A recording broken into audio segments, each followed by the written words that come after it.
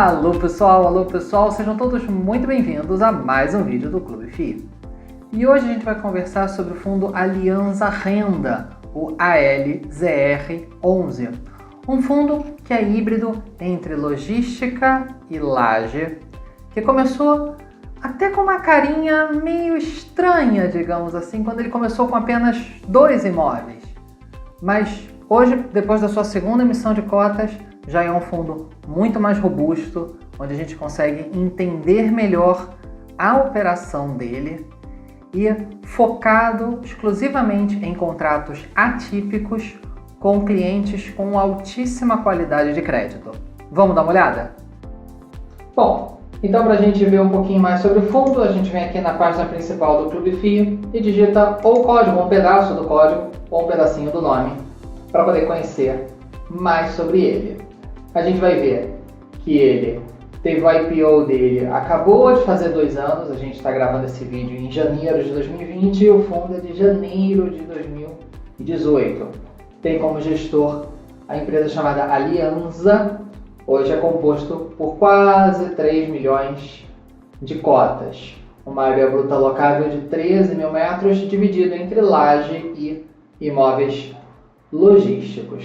Tá? E como administrador, a equipe do BTG Pactual.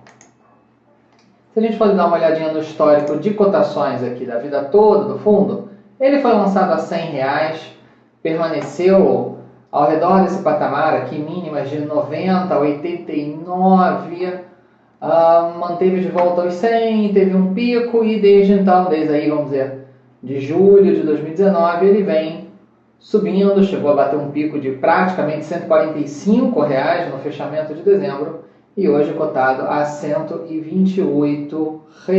Então, uma história curta que também não teve grandes oscilações ao longo dessa vida dele.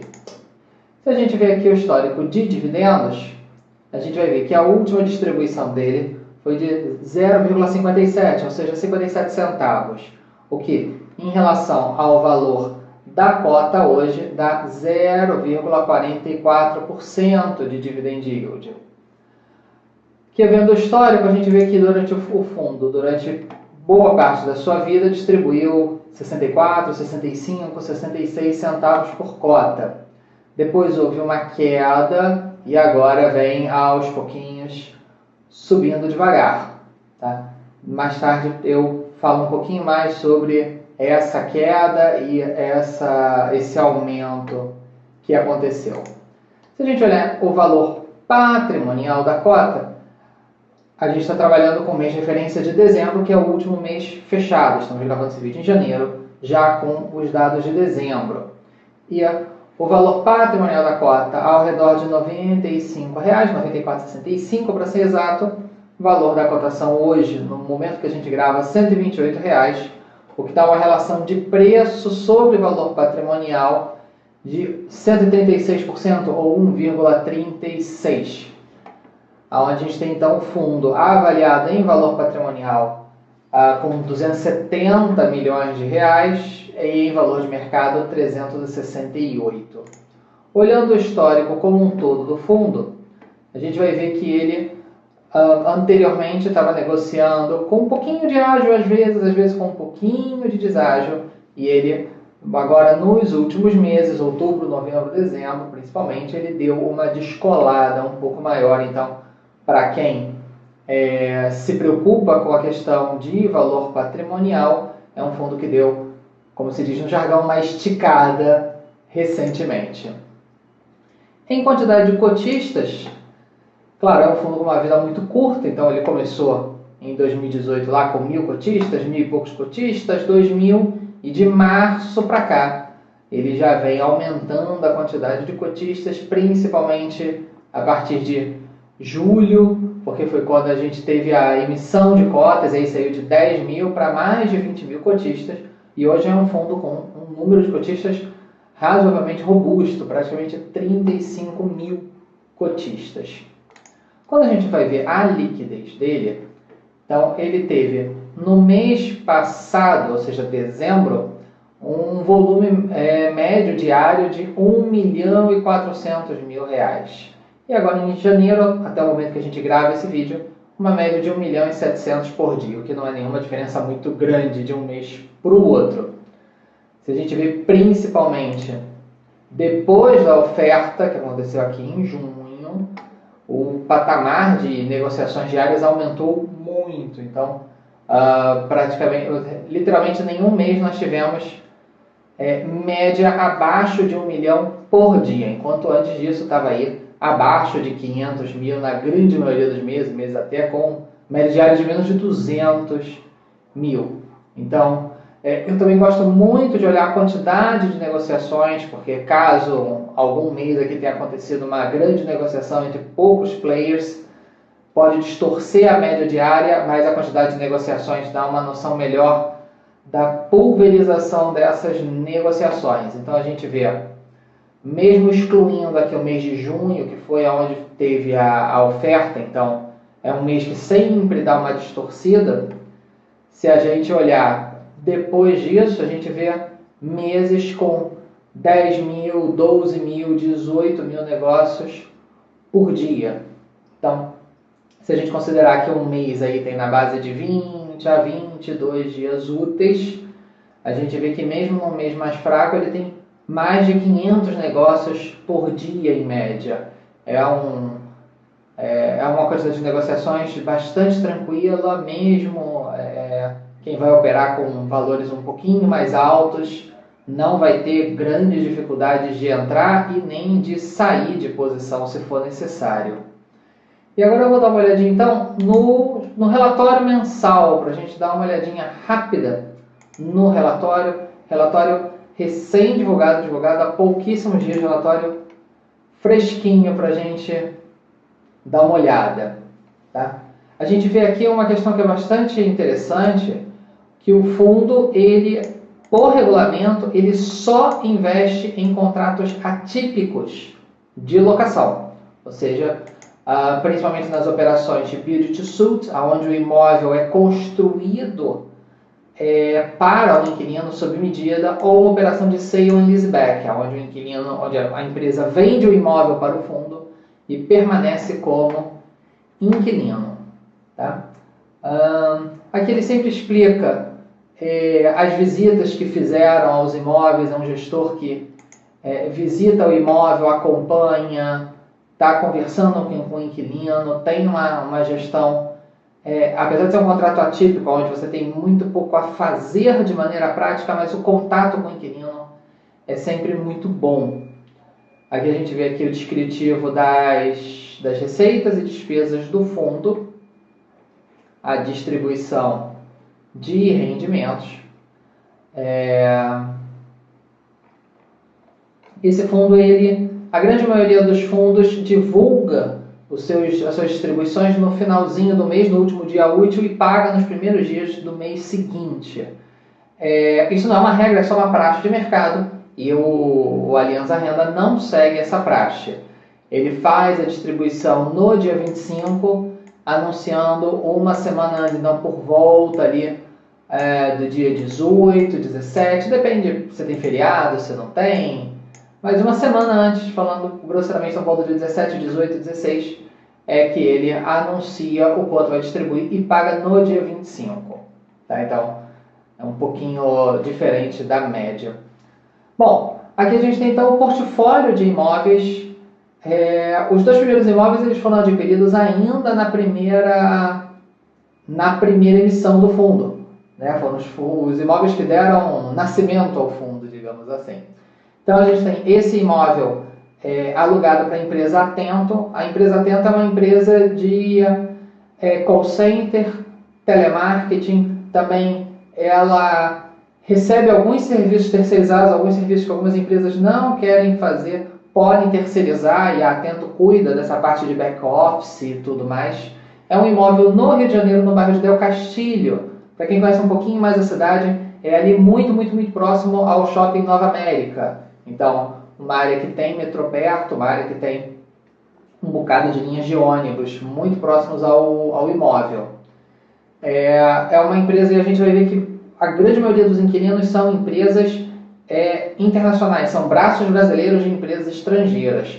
Atento é uma empresa que saiu do grupo da Telefônica, então um grupo espanhol, uma empresa espanhola que também tem sede em Luxemburgo, mas DNA espanhol. Então aqui ele mostra a área bruta do imóvel, a área do terreno em si, o valor do aluguel, quantos anos ainda falta, então ainda tem aí 6, quase 7 anos, porque vai até julho de 2026, corrige o aluguel todo mês de abril, e a correção é pelo IPCA. Normalmente, contratos atípicos têm a sua correção pelo IPCA. Não é obrigatório, mas é a praxe, é o que geralmente acontece.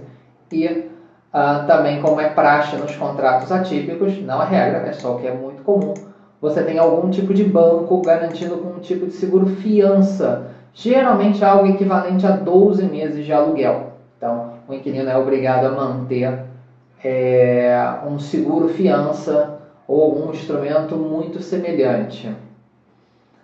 Tem esse imóvel da Air Liquid também, da primeira emissão do fundo, um contrato atípico até 2030, ainda tem aí 10 anos pela frente. A Air Liquid é uma empresa francesa, né, de gases, então a gente vê às vezes fornecendo gases como oxigênio, etc., para hospitais, clínicas e coisas parecidas. E nesse caso a gente vê até que o valor da fiança bancária é até bem mais alto do que 12 meses de aluguel. Algumas pessoas às vezes se perguntam, poxa, mas se a Liquid sair daqui, uma planta de fabricação de gases, o que pode acontecer? Poxa, não é um tipo de imóvel tão fácil de ser reposicionado, né? Conseguir um outro inquilino, mas você pode reposicionar esse imóvel aproveitando o terreno. É uma área hoje em São Paulo onde a gente já vê edifícios residenciais sendo erguidos. Então, é um imóvel que vale bastante meramente pelo terreno, ele não depende tanto do inquilino. Ele pode, no caso da saída do inquilino, se vier o inquilino a sair no vencimento, não quiser renovar ou não se chegar a um acordo sobre preço, é um imóvel que vale muito pelo próprio terreno em si, pela terra nua. Então, existe essa válvula de escape no caso de algum problema com a renovação do contrato. Agora, os imóveis que foram adquiridos na segunda emissão. Agora já imóveis um pouco mais, vamos chamar assim, de normais, ou que a gente está mais acostumado a ver em fundos imobiliários. Um imóvel de locação para uma empresa de gases não é algo que a gente costuma ver nos FIIs. Esse imóvel aqui é um imóvel pequeno, ele teoricamente é de laje, mas é uma laje muito pequena, né? Uma área bruta locável de menos de 10 mil metros quadrados, então um prédio pequeno. Por isso algumas pessoas no começo achavam esse fundo tão diferente, né? Tão incomum. E aí com a segunda emissão ele já ganha uma robustez com imóveis um pouco mais corriqueiros para quem acompanha o mercado. Então a gente tem 2 imóveis alugados para a BRF, um em Bauru, que faz a distribuição para o interior, e outro em Guarulhos, que fica mais responsável pela região metropolitana de São Paulo. São galpões refrigerados, então não é tão fácil a BRF sair e ir para outro lugar, porque é uma obra relativamente cara você transformar um galpão que não é refrigerado em refrigerado. Até já tivemos FIIs entrando nesse tipo de operação e que tiveram que gastar uma grana boa para poder fazer a adequação do imóvel. Então a gente vê aqui praticamente 10 anos até o vencimento, né, 9,7 nos 2 contratos. O imóvel da IPG também é um pequeno prédio de escritórios com uma área bruta locável de menos de 5 mil metros quadrados. A IPG é uma empresa de propaganda e marketing. Ela é americana, ela é de Nova York e tem a sede dela em São Paulo. Um imóvel que ele vai como contrato atípico até 2025, então ainda 5,8 anos, praticamente 6 anos, mais um vencimento total até outubro de 2029.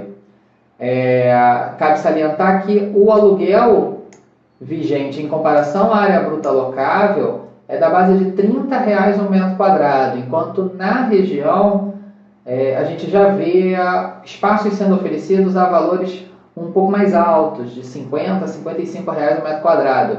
Então, também aqui tem um gatilho interessante para o fundo, que caso esse inquilino queira sair, não é uma área tão grande, então não é tão difícil de alugar, seja para um único inquilino, ou seja, fracionando o imóvel de alguma maneira, e que é possível que você consiga, claro, também isso a gente está falando para daqui a 6 ou 10 anos, um valor de aluguel mais alto do que hoje o inquilino paga.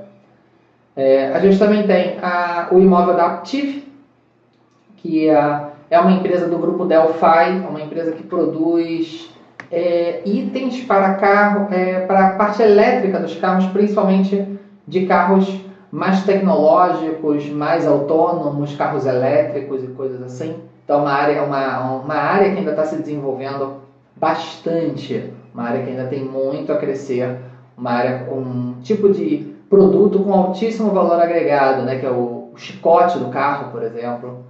Então, fica também no estado de São Paulo, um contrato atípico aí com praticamente mais de 9 anos para o vencimento.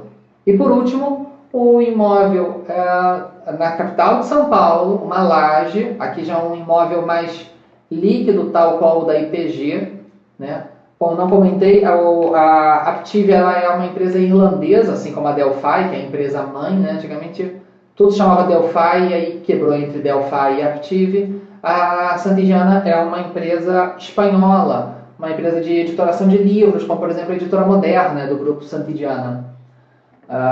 Então, uma área construída aí de mais de 9 mil metros quadrados, um contrato atípico que ainda faltam 10 anos para poder acontecer.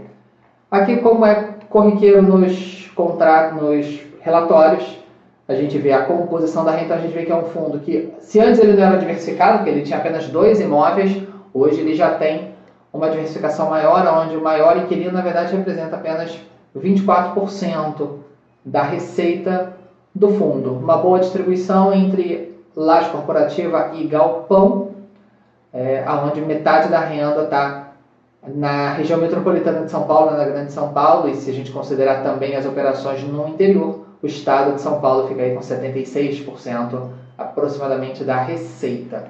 Então a gente vê que mesmo o contratozinho mais curto ainda tem 6 anos, e mesmo assim é aquele da IPG que na verdade se estende por um prazo total de 10, mas ele é atípico até 6 anos. Aqui a gente vê os meses em que o aluguel é reajustado.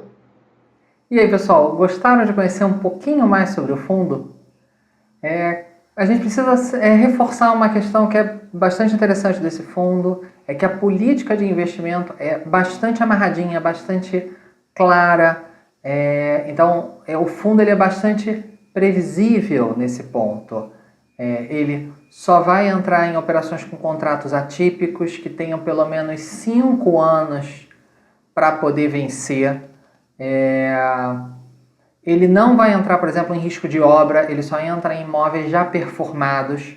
O inquilino tem que ser de altíssima qualidade de crédito, então tem que ser empresas que tenham rate avaliado, como por exemplo pela Moody's, pela S&P, pela Fitch, ou empresas com grande faturamento e grande patrimônio. Então, esse é o foco do gestor. Tá? As operações vão estar sempre focadas nisso. Para poder fugir disso, vai ter que fazer uma alteração de regulamento, que a gente sabe que não é algo simples de se fazer, porque precisa de assembleia, quórum qualificado e tudo mais. E respondendo uma pergunta que é bastante frequente, não só desse fundo, mas de outros. Poxa, por que quando o fundo faz uma nova emissão de cotas, a distribuição muitas vezes cai e cai bastante? Isso é porque o fundo ele recebe aquele capital, ele ainda não adquiriu os imóveis, porque ainda está acertando documentação, fazendo as últimas vistorias, às vezes do próprio imóvel, às vezes da documentação que pode dar alguma pendência, etc. Tem que tirar uma certidão a mais e discute com o cartório, ou problemas de alvará, de liberação do corpo de bombeiros, etc, etc, etc. Então, ou a negociação ainda precisa ser concluída nos últimos detalhes, contratos sendo revisados por inúmeros advogados, coisa de empresa grande mesmo. Então, esse recurso fica às vezes alocado em operações de CDI, como um tesouro direto ou um fundo renda fixa, um fundo Selic ou coisa assim, que claro, vai ter um rendimento mais baixo. E depois que o fundo adquire o imóvel, muitas vezes ainda vai levar ali 1 ou 2 meses para poder entrar o aluguel daquele imóvel, dependendo de quando efetivamente o fundo adquiriu, quando que aquela documentação foi para o cartório, a partir de quando que ele passa a ser o titular daquele recebimento até o inquilino efetivamente começar a pagar. Então é comum um delay nesse sentido. Então, em qualquer fundo que esteja fazendo uma emissão, é natural, esperado que ele possa ter sim alguns meses com uma distribuição mais baixa, enquanto ele ainda está fazendo as alocações, a due diligence, né, que é a avaliação dessa documentação e do imóvel e tudo mais, antes que ele possa efetivamente adquirir o imóvel e, a partir dali, algumas semanas depois, começar a receber o aluguel. Tá bom, pessoal? Espero que vocês tenham gostado. Um forte abraço e até a próxima. Tchau, tchau!